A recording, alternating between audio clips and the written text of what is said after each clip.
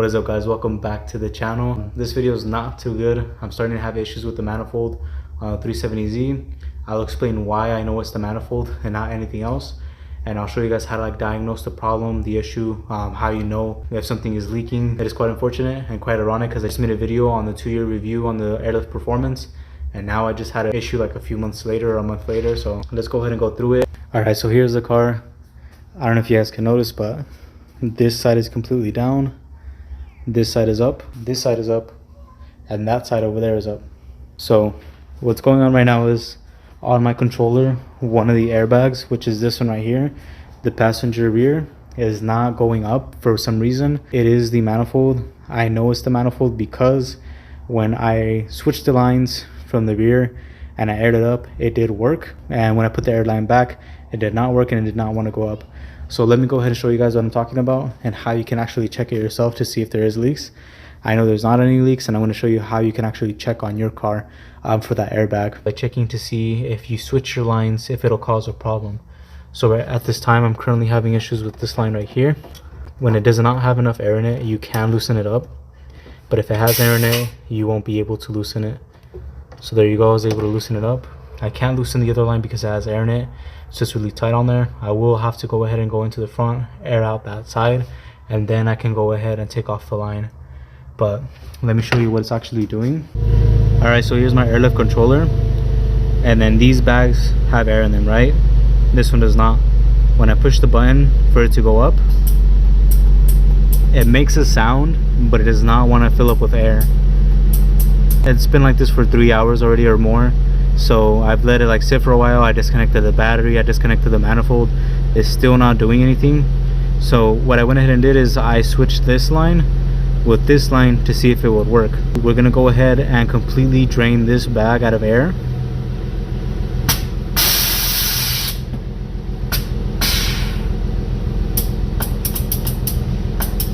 And then we're gonna go ahead and remove the line. Now you can go ahead and remove the line. See, just like that. Now we're gonna grab this line and we're gonna put it on the other one, which is this one right here, which is not working. Now let's go ahead and put air in it. But we were still going to be airing up this bag because the system technically thinks that it's this one here that has air in it still. Alright, so the compressor's on right now, so it's really hard to hear me, but we're gonna go ahead and put air in this one. And now it went up. Let's go ahead and check.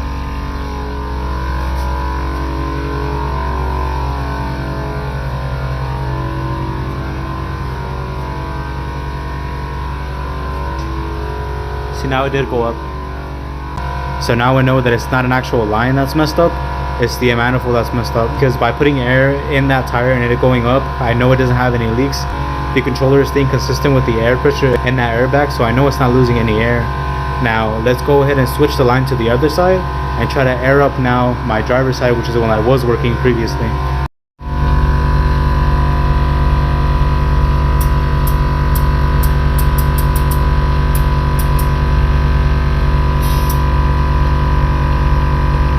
As you guys saw, I switched both of these lines. So now this one is going here and this one's going to the other side.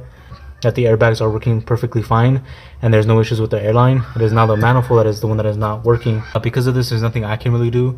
If you are having issues with your Manifold, do not try to open it up.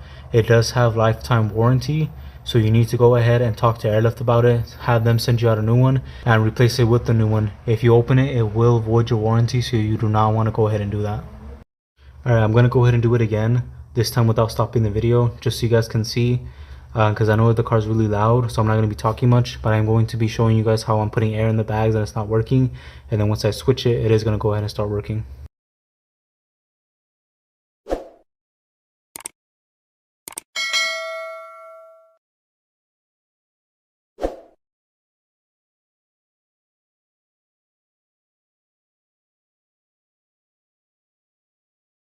So in order to remove the Manifold properly, you do have to bleed out the system completely. That way you can remove the lines. If there's air in the system, you're not going to be able to remove them. Right now I have it in an area where I can go ahead and leave it for a while until I get my new Manifold. I'm not sure how long it's going to take, but we're going to go ahead and take it off since we're already here. One thing that I highly suggest that you guys get if you don't have one is one of these. This goes to the bottom of your tank in order to allow any water or air to get out. So we're gonna go ahead and drain it from here. First, what you want to do is you want to completely air out all the bags before actually going ahead and removing the airline to the tank. The system will automatically know that there is not enough air in the system, so it won't allow you to air out any of the bags. So you need to go ahead and do that first. You can go ahead and start removing all of the lines. Now, let's say you run into a situation where you can't actually air out all the bags. You can easily just go ahead and cut these lines, and then you're good. All the air will come out.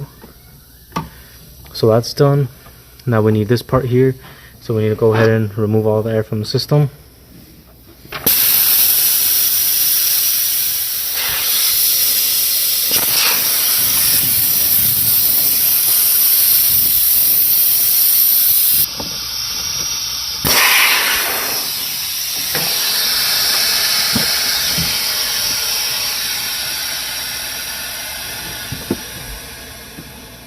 Alright, so now that we have the manifold removed, this is what it looks like. I'm sure you guys have seen it before. I believe they asked for the barcode in the back, so this is why you have to remove it.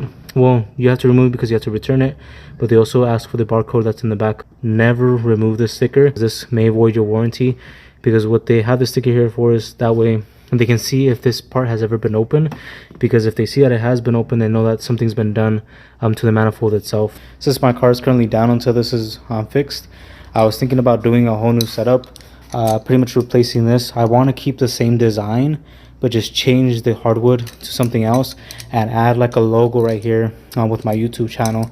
So I'll be working on that within the next few days. All right, so that's one way of checking your setup. Usually the trunk area, or where you have the manifold at, is where you want to start at to hear any leaks or anything. Now another thing you want to check is this airbag was the one having issues, right? So what you want to do is you want to check the line that goes to this bag to see if it has any cuts or anything. If there's anything wrong with it, leaking air from the bag itself is another thing you would want to check. As you guys saw, I didn't have any leaks. Everything was perfectly fine. It's just that the manifold is not working itself properly. So at that point, it's not something I can fix. I need to go ahead and send it back to Airlift. It does have lifetime warranty, which is really cool. So that I can go ahead and send it to them. They can replace it for free, and I won't have to pretty much pay out of pocket or anything. So as of right now, it's pretty much a waiting game. I need to wait for the response. It's Saturday at the moment. I haven't had any communication with Airlift as of yet. I'm gonna wait for tomorrow. If I don't hear from them tomorrow morning, I'll most likely be calling them to see exactly what's going on, if they're gonna be sending me a new one, because I do have a show coming up and I wanna go ahead and attend that. I did have to pay for that, so I wanna make sure that I can attend that show.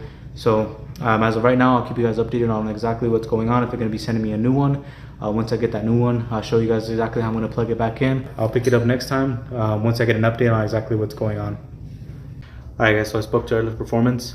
It took me a while to get to a representative. It took me like 2 hours. They have a long wait time. They had like 20 calls in queue, so I did have to wait a while. So if you plan on doing this, they do usually have a high call volume, especially around this time, around the holidays, because there's a lot of orders going in and things like that. Make sure you do call them. I did try the email method. Didn't work out for me. They took a while to reply. I didn't even get a response actually. It's been a few days and I haven't got a response at all. Today is Thursday. I already got my manifold and they did ask for a few things. They asked for my receipt where I purchased it from. I got it from Concept Z, so I had it in my email. And then also they did ask for the code on the bottom of the manifold, so you do have to give that to them as well. And then once you give that information, they do ask for a video of the issue that you're having with the manifold. So once you send them that information, they will go ahead and send you a code, and that code you have to give it to the representative. So there's two methods of doing this. The first option is you can go ahead and pay a $250 fee, where they're going to go ahead and send you the new one, and then once you get the new one, you go ahead and send your old one to Airlift Performance. The second option is going to be that you go ahead and send your manifold to them, and then once they get your manifold, then they will go ahead and send you the new one. So that will be completely up to you. If you want to pay the $250 up front, go ahead and send yours back. I dealt about 3 days talking to them in order to get this figured out. Keep in mind, I was calling like every single day. I hate to be that guy, but when I need something done, like, you just need to make sure you keep calling in order to get it done. They were taking a while. I wasn't really getting responses to anything. They asked me to send them the information. I never got a response. I had to call them. They said, okay, go ahead and call the dude again. It was just a bunch of stuff that I had to deal with. I did get everything done though. Once I did everything, I spoke to them for about 3 days to get all this done. Paid the $250 on Wednesday, and now it's Tuesday today, so it took about a whole week in order to get it. I already have it here. Let me go ahead and show you guys what it looks like. So here's a manifold. It came in 2 boxes. This is actually the second box. The first box that it came in had this one inside with the manifold, and it had a bunch of paper around it to kind of protect it. So they do send you this box. Make sure you don't rip it up because you need to reuse it in order to send your manifold back. And they do provide you a shipping label, which is this one right here. I already attached it, just put it on there. I'm not going to show you too much just because it has all my information on there. But once you put it on there, go ahead and seal it back up. Take it back to your local post office. That way you can go ahead and return it to them. Now, I already tested it out. It does actually work. Let me go ahead and show you guys. That way you guys can see that it was actually the manifold. So everything's connected back. I already grabbed the plate and I went ahead and switched it. See, it comes off. It just has 4 screws right there with Allen keys. It came in like this originally, but I went ahead and switched it this way. All right, so there's that. Let's go ahead and turn it on. That way you guys can see that everything's working.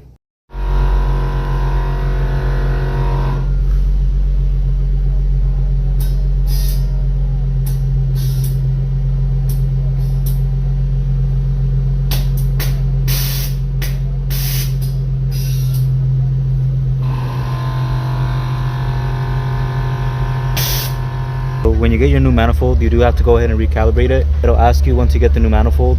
Right now everything has been reset, so I have to put everything back to how I want it, like I had it before.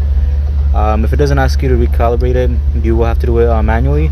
So you're gonna go ahead and push these 2 buttons, this button and this button here, just like that. And then you're gonna go ahead and go to calibration. Once you do that, it's gonna ask you to start.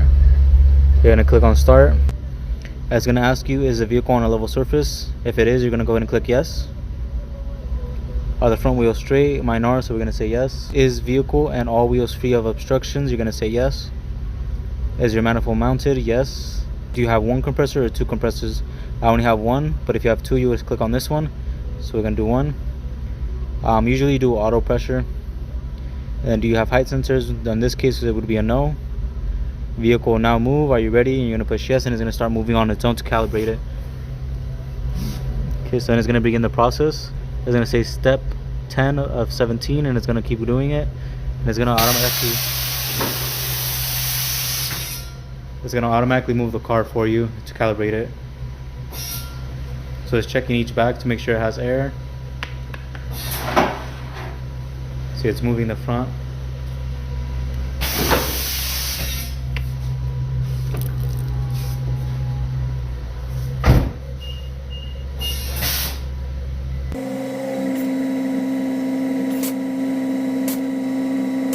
Alright, so there. Now when it's done, it's going to tell you system is ready to use. You can go ahead and exit and you're done. If you're wondering how to reset everything to how you had it before, or if you don't know actually how to do it, I can go ahead and show you guys how to actually set up your presets and everything. So you have a total of 3 presets that you can change. Yeah, this bottom one here, which is going to be usually like your lower ride height, or if you want to air out at a show, this would be the one that you want to use. So for right now, it's at 25.25, and then here this one is at 105.70. I think that is too low, so we're gonna go ahead and change that one. And then this one right here at the top is 115 to 80. For this top one, I usually do 120. So to change it, you're gonna go ahead and hold it, the one that you want to change, and you can go ahead and change each one. So for this one, we want to do like 120. This is to go over like speed bumps and stuff like that, or a high level.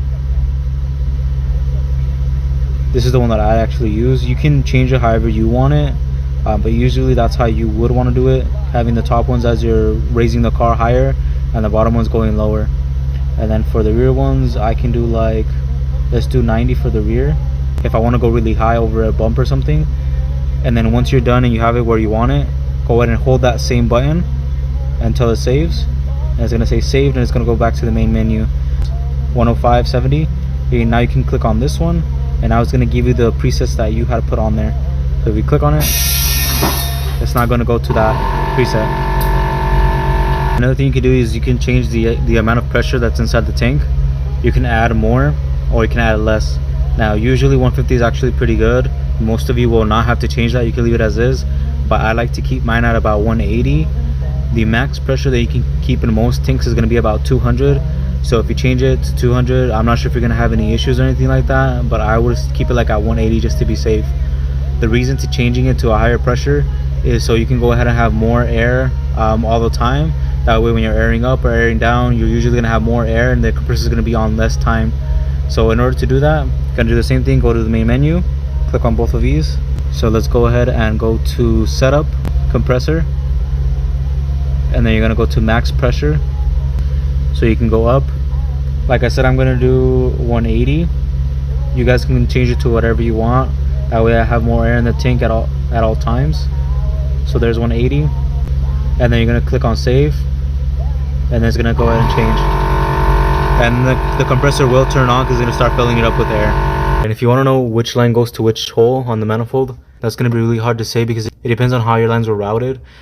Usually you would have to know which line is which. You can either take off the entire thing and then see where the line is routed, and that's how you know which line is for which one. But because I have my setup like this, I know which one is which line. I just have to pretty much put it in there and we're good. But other than that, it's going to be really dependent on how it was routed. It's important to label them before actually taking them off. That way you know which one goes to each side. It goes in order. So this is, I believe, front left, front right, rear left, and rear right. This goes to manifold, and this is the exhaust. But yeah, it's pretty much done. I'm gonna go ahead and clean it up real quick, and then we're gonna go ahead and return that package. Once we return that, we're pretty much good. After you check all your airlines, you see no leaks, nothing is like cut or anything, there's no damage to the airline, the bags are perfectly fine, then you will want to go ahead and check all your fittings. A fitting that is not sealed properly, or even your airline if it's not cut straight, it will cause a very small leak. You can put water on the fitting, except for the one on the management. Do not put any water on the management because it will cause problems. But you can put a little bit of soapy water on your fittings, like for the front, the rear, to see if it's leaking. If there's bubbles that are coming out, that means that it is leaking, and you need to go ahead and either reseal it with some Teflon tape or tighten it just a little bit more. If it's already too tight, don't tighten it anymore. Take it off, put more Teflon tape on it, then put it on. If nothing is turning on, the controller's not turning on, there's no response from the manifold, anything like that, then you have a wiring problem. If you have a wiring problem, you want to go ahead and check all of your wires. There's one main harness, usually is going to be routed directly to your battery. You want to go ahead and check that. For example, my battery is on the left side. I have a fuse that's connected to the terminals. I will check that fuse. You also want to check to see how everything is wired. If it's exposed and it's touching something, it will cause a short, so you want to be careful with that as well. On my system, I have a total of 2 fuses. So I have the one connected directly to the battery, and then I have another one that's connected to my side, the driver's side. On the bottom, there's a fuse that I have connected there as well. So that's usually where I would start. If I'm having an issue with my management and it's not turning on, I would highly suggest checking on there. Just an FYI, if you did buy the kit used and you don't have the receipt, I don't believe that they will cover it under warranty. You do have to have the receipt and have to be the original purchaser in order to be able to go ahead and get it covered under warranty. If you do not have warranty, there's a video that I saw where a guy pretty much opens up the entire manifold to check all of the little fittings that are inside of the manifold that seal everything up. I would suggest looking at that video. I'll add it down in the description below. There's a bunch of little circle fittings inside of the manifold that clog up all the holes. You will want to go ahead and check those if you have exhausted everything else and that's like your last resort and you don't have warranty. That's the only option that you really have in order to try to fix it yourself. But of course it could have water damage, it could be other things, so you need to be really careful when you're working on the manifold.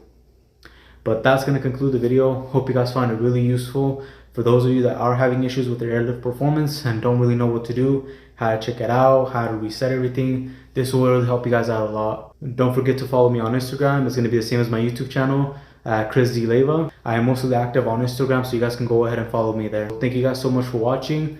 Please stay tuned to the channel if you want to see more detailed information on things on the cars, airlift performance, chunk setups. I will be doing a chunk setup. I already have it. I just need to go ahead and install it. So stay tuned for that. But make sure to like, subscribe, hit that bell notification, and I'll catch you guys in the next one. Peace.